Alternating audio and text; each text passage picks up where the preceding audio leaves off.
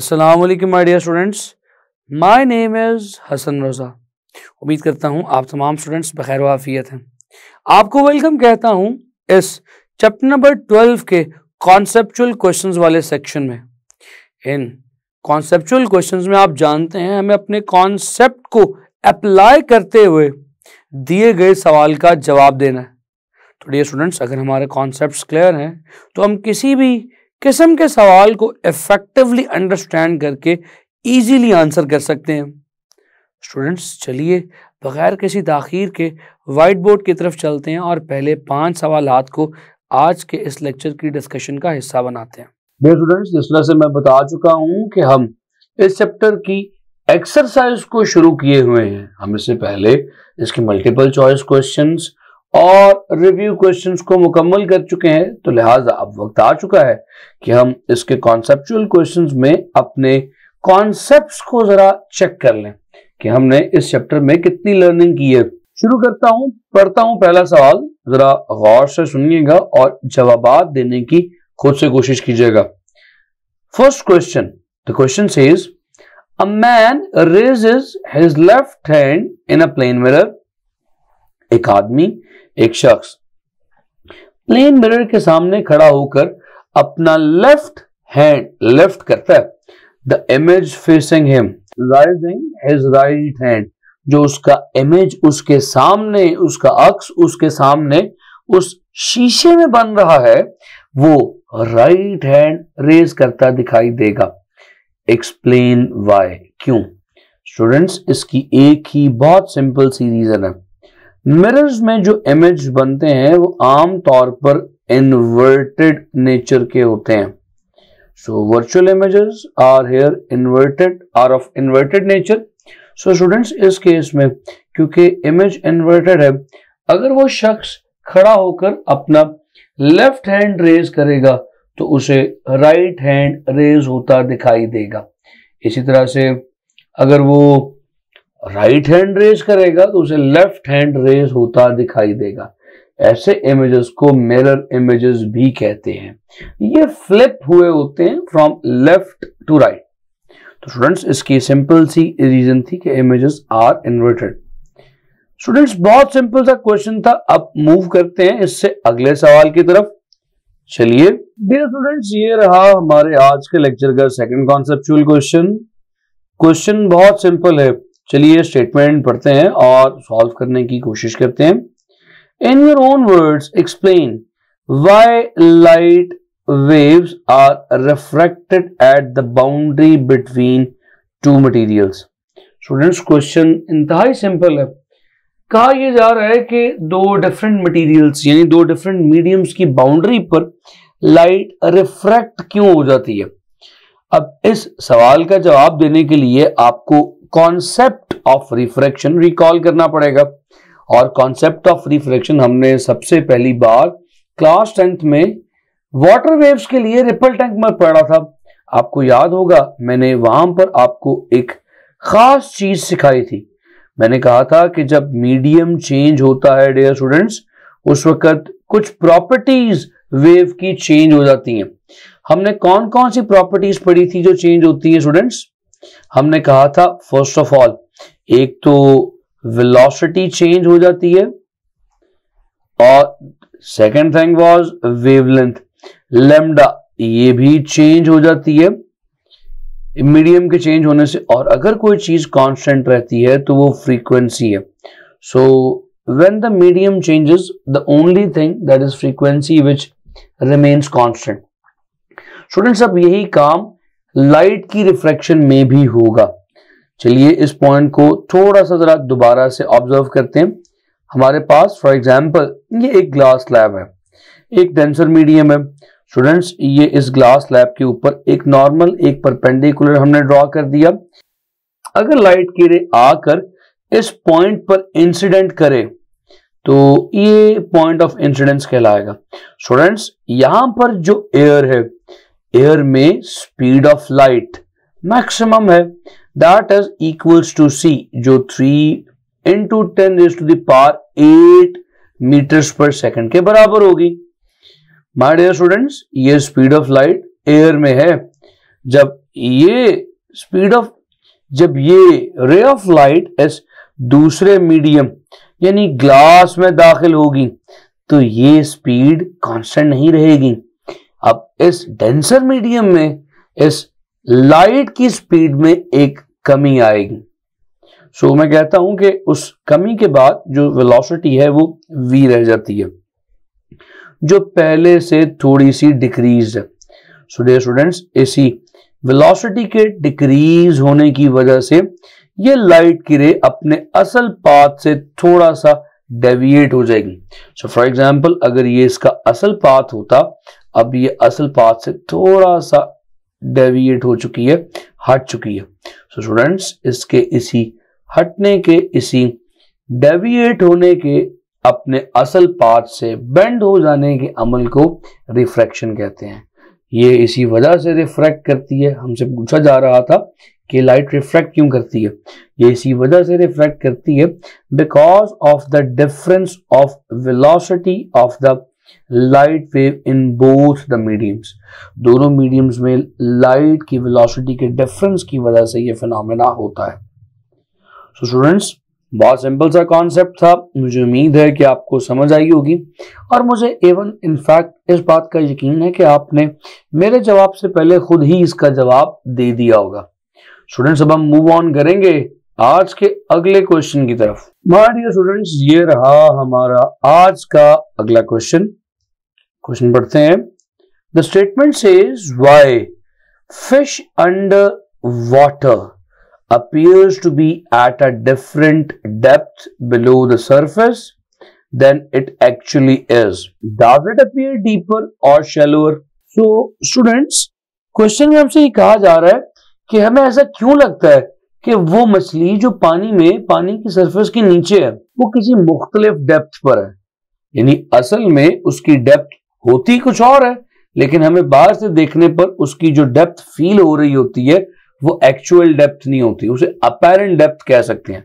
So the apparent depth of the fish seems to be different from the real depth. अब सवाल यह है कि अगर डिफरेंट है तो ये डिफरेंट डेप्थ रियल से ज्यादा डीप है कि शैलो है। ये भी हमसे पूछा जा रहा है कि जो अपैरेंट डेप्थ है इट इज शैलोअर और डीपर। स्टूडेंट्स, अब इस सवाल का जवाब पाने के लिए हमें फिर रिफ्रैक्शन के कॉन्सेप्ट को दोहराना पड़ेगा। चलिए फिर से दोहरा लेते हैं। हमारे पास ये एक ग्लास स्लैब, स्टूडेंट्स, इस पर अगर लाइट की रे आकर फॉल करे तो आप जानते हैं कि जिस पॉइंट पर फॉल करेगी वो पॉइंट ऑफ इंसिडेंस है, और अगर लाइट की रे इस मीडियम में दाखिल होगी तो अपने असल पाथ से, जो कि इस डॉटेड लाइन से रिप्रेजेंट कर सकता हूं, से थोड़ा सा डेविएट हो जाती है और जो एंगल बनाती है वो एंगल ऑफ रिफ्रैक्शन है। स्टूडेंट्स, क्योंकि ये अपने असल पाथ से डेविएट हो चुकी है तो इस केस में आपको जो position of the fish water में सही दिखाई नहीं देगी। क्यों सही दिखाई नहीं देगी? चलिए अब इस पिक्चर पर आते हैं, जो पिक्चर हमने आप ही की बुक से कट करके यहां पे लगाई है। स्टूडेंट्स, फॉर एग्जांपल, एक फिश जो यहां पर मौजूद है उसकी रियल पोजीशन ये है। अब इससे जो लाइट निकलेगी वो इस डिफरेंस ऑफ बाउंड्री से रिफ्रैक्ट होती हुई जब आपकी आंख में आएगी तो अवे फ्रॉम नॉर्मल बेंड होगी। आप जानते हैं, हमने पढ़ा है कि जब लाइट की रे डेंसर मीडियम से रेयर मीडियम में आती है, यहां पर एयर एक रेयर मीडियम है, तो अवे फ्रॉम नॉर्मल बेंड होती है। तो डियर स्टूडेंट्स, इस केस में ये जो लाइट की रे अवे बेंड हुई है हमारी आंख में जब दाखिल होगी तो हमें नहीं पता कि ये लाइट की रे बेंड हुई है, हम डिफरेंशिएट नहीं कर सकते। हम यही समझ रहे होंगे कि उसी लाइन को अगर पीछे की तरफ एक्स्ट्रापोलेट किया जाए, एक्सटेंड किया जाए, तो फिश वहां पर मौजूद है, लेकिन एक्चुअली फिश यहां नहीं बल्कि इससे ज्यादा डीपर हाइट पर मौजूद है। आप इनकी हाइट का डिफरेंस देख सकते हैं। तो स्टूडेंट्स, असल में जो डेप्थ ऑफ फिश है वो ज्यादा है, but it appears to be less deep और शैलोअर। हमसे पूछा जा रहा था कि डज इट अपीयर्स डीपर और शैलोअर, सो आप कहेंगे it will appear shallower because of the refraction phenomena of light. So the actual depth of the fish is more than the apparent depth. So इसीलिए students जो शिकार करने वाले हैं मछली का, वो शिकारी जब शिकार करने के लिए स्पीयर पानी के अंदर मारते हैं उस फिश को प्रे करने के लिए, शिकार करने के लिए, तो वो इस अंदाजे से मारते हैं कि इस पॉइंट को कंसिडर कर सकें कि रिफ्रैक्शन ऑफ लाइट से जो एक्चुअल डेप्थ ऑफ फिश है वो ज्यादा होगी। फ्रेंड्स मैं उम्मीद करता हूं कि ये कॉन्सेप्ट भी आपको समझ आया होगा। Let's move on to next conceptual question. My dear students, ये रहा हमारे आज के लेक्चर का अगला रिव्यू क्वेश्चन और इस चैप्टर का फोर्थ यानी 12.4। Let's read out the statement of a question, why और why not concave mirrors are suitable for makeup। यानी कि जब आप तैयार होने लगे तो तैयार होने के लिए, मेकअप करने के लिए, रेडी होने के लिए concave mirrors suitable हैं तो क्यों है, और अगर suitable नहीं तो क्यों नहीं। स्टूडेंट्स सबसे पहले हमें रिक्वायरमेंट समझनी पड़ेगी कि मेकअप के लिए हमारी रिक्वायरमेंट क्या है। हम जब मेकअप करना चाहते हैं या जब रेडी होने लगते हैं किसी इवेंट के लिए, फंक्शन के लिए, हम चाहते हैं कि हम अपने चेहरे को, अपनी ड्रेसिंग को जरा मैग्नीफाई करके, बड़ा करके देख सकें ताकि माइनर डिटेल्स भी हमें नजर आ सकें। तो स्टूडेंट्स हमें मैग्नीफाइड इमेज चाहिए। अब याद कीजिए कनकेव मिरर्स कौन से हैं। हमने कनकेव मिरर्स को बहुत डिटेल से पढ़ा। स्टूडेंट्स कनकेव मिरर्स वो होते हैं जिनकी इनर सरफेस रिफ्लेक्टिंग हो, जैसे ये मैंने आपके सामने बनाने की कोशिश की। इसकी ये आउटर सरफेस रफ होगी, तो चलिए इसको थोड़ा सा रफ कर देते हैं। स्टूडेंट्स ये एक सेंटर से पास करने वाली इसकी प्रिंसिपल एक्सिस की लाइन, ये इसका प्रिंसिपल फोकस।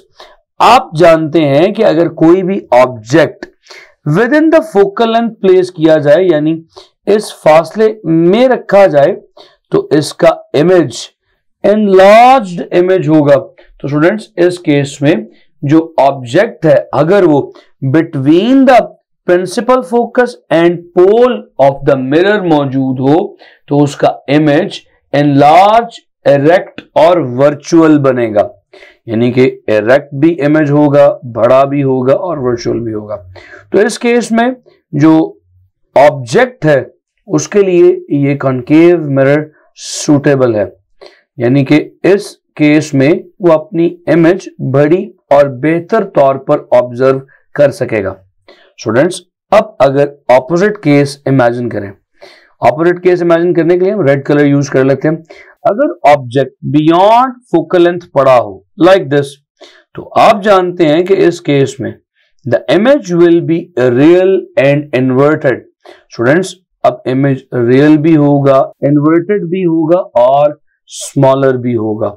तो स्टूडेंट्स इस केस में जब ऑब्जेक्ट बियॉन्ड फोकल लेंथ पड़ा होगा उस केस में the concave mirror is not suitable. So हमने दोनों केसेस देख लिए, व्हेन इट इज सुटेबल और when it is not suitable. तो अगर आप कभी भी मेकअप के लिए या तैयार होने के लिए कॉन्केव मिरर का इस्तेमाल करें, then you should be standing in between the principal focus and the pole of the mirror in order to see the magnified, erect and virtual image। और अगर आप इस फोकल लेंथ से बाहर खड़े होंगे तो एक तो इमेज भी इन्वर्टेड बनेगी और इमेज छोटी भी होगी, तो लिहाजा ये सूटेबल कंडीशन नहीं। उम्मीद करता हूं कि ये पॉइंट आपको समझ आया होगा। Now let's move on to the next question for today's lecture. My dear students ये रहा हमारे आज के लेक्चर का एक और अगला कॉन्सेप्चुअल क्वेश्चन नंबर 12.5। स्टूडेंट्स ये आज के लेक्चर का आखिरी क्वेश्चन भी होगा। चलिए इस क्वेश्चन को पढ़ते हैं और समझने की कोशिश करते हैं। Why is the driver's side mirror in many car is convex rather than the plane और कॉन्केव। यानी जो अक्सर गाड़ियां हैं उनमें ड्राइवर की साइड का जो साइड मिरर है, जो पीछे देखने के लिए या साइड पर देखने के लिए इस्तेमाल होता है, वो आमतौर पर कॉन्वेक्स क्यों होता है, वो कॉन्केव या प्लेन मिरर क्यों नहीं होता? स्टूडेंट्स, इसकी बहुत सिंपल सी रीजन है। इसकी रीजन समझने के लिए आपको थोड़ा सा कॉन्वेक्स मिरर को इमेजिन करना पड़ेगा। आप जानते हैं कि कॉन्वेक्स मिरर वो मिरर है जिसकी आउटर सरफेस पॉलिश्ड है। लेट्स ड्रॉ इट कुछ इस किस्म का। स्टूडेंट्स, इस किस्म का मिरर जिसमें इनर सरफेस रफ हो और आउटर सरफेस पॉलिश हो, कॉन्वेक्स मिरर कहलाता है। स्टूडेंट्स, आप जानते हैं इसे डाइवर्जिंग मिरर भी कहते हैं। और इसकी प्रॉपर्टीज में जो प्रॉपर्टीज सरे-फेहरिस्त हैं वो ये हैं कि it will form the erect image, virtual image. ये इरेक्ट और वर्चुअल इमेज बनाता है। स्टूडेंट्स, क्योंकि ड्राइवर्स ने जो इमेज देखनी है वो बहुत ज्यादा सिग्निफिकेंट रोल प्ले करती है। अगर वो इमेज इन्वर्टेड हुई, यानी कि चीजें या कार्स अपसाइड डाउन नजर आना शुरू हो गई, तो एक्सीडेंट के चांसेस ज्यादा हैं। फॉर एग्जाम्पल, अगर इमेज अपसाइड डाउन हो या इन्वर्टेड हो, अगर एक कार लेफ्ट से ओवरटेक करना चाहे और मिरर एक इन्वर्टेड इमेज यूं दिखाए कि कार राइट से ओवरटेक करने के लिए आ रही है, तो इस केस में एक्सीडेंट के चांसेस आप खुद अंदाजा कर सकते हैं कितने हैं। सो इस केस में हमेशा इरेक्ट इमेज बनेगा, वर्चुअल इमेज बनेगा। सो लिहाजा always the convex mirrors are preferred in the case of side mirrors for the cars. Students, मैं उम्मीद करता हूं कि ये कॉन्सेप्ट भी आपको समझ आया होगा। माय डियर स्टूडेंट्स, मुझे यकीन है कि आपके कॉन्सेप्ट्स क्योंकि ऑलरेडी बहुत अच्छी तरह क्लियर हैं, तो आपके लिए ये पहले 5 सवालात बिल्कुल भी मुश्किल नहीं हुए होंगे और आपने ना सिर्फ इन्हें सुना और समझा होगा बल्कि नोट्स भी बनाए होंगे। डियर स्टूडेंट्स, आपसे मुलाकात करूंगा अगले लेक्चर में। See you in the next lecture. खुदा हाफिज।